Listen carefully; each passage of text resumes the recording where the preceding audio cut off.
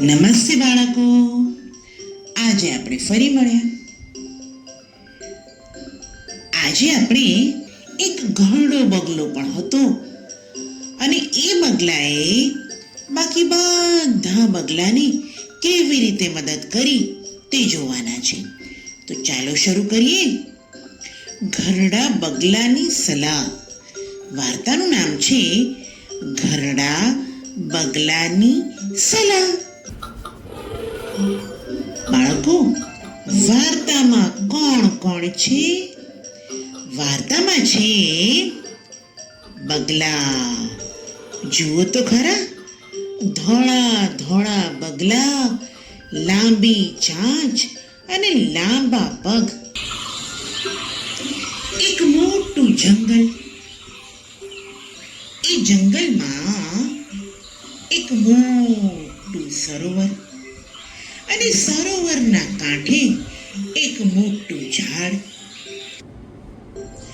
બગલાઓ તો પાણીમાં રમતા કૂદતા, માછલા ખાતા, નાના નાના જીવજંતુઓ ખાતા અને મજા કરતા. દિવસો પસાર થવા માંડ્યા.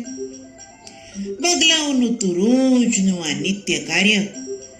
પાણીમાં માછલા દેડકા ખાય અને થાક લાગે. બગલાઓના ટોળામાં એક ઘરડો બગલો, જે બધા જ બગલાઓનું ધ્યાન રાખે અને સાચી સલાહ આપે. હંમેશા બગલાઓને કહે કે જાગતા નર સદા સુખી, એ એનું મૂળ વાક્ય. આમ દિવસો વીતવા લાગ્યા. બગલાઓ તો જ્યારે બી નવરાશનો સમય મળે અને ઝાડ ઉપર જઈને બેસી રહે. એક દિવસ ઘરડા બગલાએ કહ્યું, જુઓ મિત્રો, આ ઝાડની નીચે એક આ નાની વેલ ઉગેલી છે. એ ધીમે ધીમે આખા ઝાડ ઉપર ફેલાઈ જશે અને કોઈ પણ શિકારી આપણો શિકાર કરી શકે તેમ છે. માટે હવે આ ઝાડ ઉપર આપણે આરામ કરવા નહીં બેસવાનું. બધા બગલાઓએ કહ્યું કે અરે અરે, તમે તમારી સલાહ આપવાનું છોડી દો. એક તો તળાવ નજીકનું આ જ એક મોટું ઝાડ, અને એમાંય નહીં બેસવાનું. એવું તો કેવું ચાલે? ભાઈ, જે થવાનું હશે થશે, પણ અમે તો અહીં જ બેસવાના. બગલાની સલાહ કોઈએ માની નહીં. દિવસો વીત્યા. એક દિવસ બધા જ બગલા ભેગા થઈને નક્કી કરે છે કે ચાલો થોડું ફરી આવીએ. હવે બધા બગલા તો ફરવા નીકળી પડ્યા. પણ ઘરડો બગલો સરોવરમાં માછલી ખાવા અને ઝીણા ઝીણા જીવજંતુ ખાવા ચાલ્યો ગયો. તે બીજા બધા બગલાઓ સાથે ના ગયો. હવે તો બપોરનો સમય થાય છે અને ત્યાં એક શિકારી આવે છે. શિકારીએ જોયું અને ત્યાં એક શિકારી આવે છે. શિકારીએ જોયું, આ વેલની મદદથી હું ઝાડ ઉપર ચડી જાઉં અને ઝાડ ઉપર મારી જાળ ફેલાવી દઉં. જે પણ કોઈ પક્ષી આમાં બેસે એ ફસાઈ જશે અને હું એનો શિકાર કરી લઈશ. શિકારી તો ધીમે ધીમે ધીમે ધીમે ઝાડ ઉપર ચડ્યો અને ડાળીઓ પર જાળ ફેલાવી દીધી અને પછી દૂર જઈને છુપાઈ ગયો. સાંજનો સમય થયો અને બધા જ બગલા ફરીને આવ્યા. ખૂબ થાક્યા એટલે ઝાડ ઉપર બેઠા.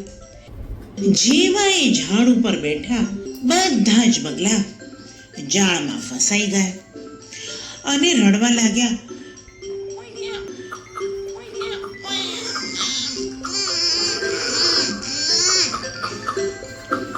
બધા બગલાના રડવાનો અવાજ સાંભળીને સરોવરમાં માછલા પકડી રહેલો બગલો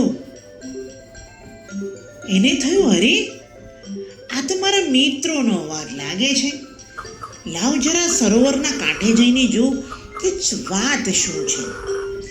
જેવો તે સરોવરના કાંઠે આવે છે ત્યાં જુએ છે તો બધા બગલા જાળમાં ફસાઈ ગયા હતા. બધા બગલાઓએ કીધું કે અમને બચાવો, અમને બચાવો, અમને બચાવો. ગાડા બગલાએ કીધું કે જોયું, મેં તમને કીધેલું કે આ એક નાની વેલ ધીમે ધીમે આખા ઝાડ ઉપર ફેલાઈ જશે અને કોઈ પણ તમારો શિકાર કરી શકશે. પણ કાંઈ વાંધો નહીં, જે થયું તે થયું. હવે આગળનો રસ્તો તો કાઢવો પડશે. બધા બગલાએ કીધું, હા હા કાંઈ બી કરો પણ અમને બચાવો, અમને બચાવો. ઘરડા બગલાએ કહ્યું કે જુઓ, હવે તો શિકારીના આવવાનો સમય પણ થઈ ગયો છે. તમે એક કામ કરો, બધા આંખો બંધ કરીને બેસી રહો. એટલે શિકારીને લાગશે કે તમે બેભાન થઈ ગયા છો અને એ ઝાડ નીચે ઉતારશે. જેવી એ ઝાડ નીચે ઉતારે, તમે બધા એકી સાથે પાંખો ફેલાવીને ઉડવા માંડજો અને દૂર સરોવરની પેલી પાર જઈને બેસો. ત્યાં હું આવી જઈશ. ત્યાં આપણે ઉંદરને બી બોલાવી લઈશું અને તમારી ઝાડ એ કાપી કાઢશે અને તમે બધા બચી જશો. આ વખતે તો જો મારી સલાહ માનશો તો જ બચશો, નહીતર તો પછી કોઈ બીજો રસ્તો નથી. બધા બગલાએ કીધું, ના ના, આ વખતે તો તમારી સલાહ માનીશું. હવે તો શિકારી આવ્યો. શિકારી તો ધીરે ધીરે ઝાડ ઉપર ચડ્યો અને ખુશ થઈ ગયો. વાહ વાહ, આટલા બધા બગલા એકી સાથે, આજે તો મજા પડી ગઈ. અને શિકારી તો ઝાડ ઉપરથી ઝાડ લઈને નીચે આવ્યો અને જેવી ઝાડ નીચે મૂકી એવા બધા જ બગલા એકી સાથે પાંખો ફેલાવીને ઉડવા માંડ્યા. કિનારે જઈને બેઠા. ત્યાં ઘણો બગલો અને ઉંદર ઊભા હતા. તેઓએ આખી ઝાડ કાપી કાઢી અને બધા જ બગલા બચી ગયા. શિકારી ત્યાંથી ચાલ્યો ગયો. જોયું, હું કહેતો હતો ને, જાગતા નર સદા સુખી. હંમેશા કોઈ બી વસ્તુ કે કોઈ બી જે સાચી સલાહ આપતું હોય એની સલાહ માનવી જ જોઈએ. બધા બગલાઓ કે હા ભાઈ હા, હવેથી અમે તમારી બધી જ સલાહ માનીશું. પછી બધા જ ખુશખુશાલ જીવન જીવવા લાગ્યા. બાળકો, વાર્તામાં મજા આવી ને? જો વાર્તા ગમી હોય તો અમારી RJB Kids ચેનલને લાઈક કરજો, શેર કરજો અને સબસ્ક્રાઈબ કરજો. હવે નવી વાર્તા સાથે ફરી મળીશું. આવજો.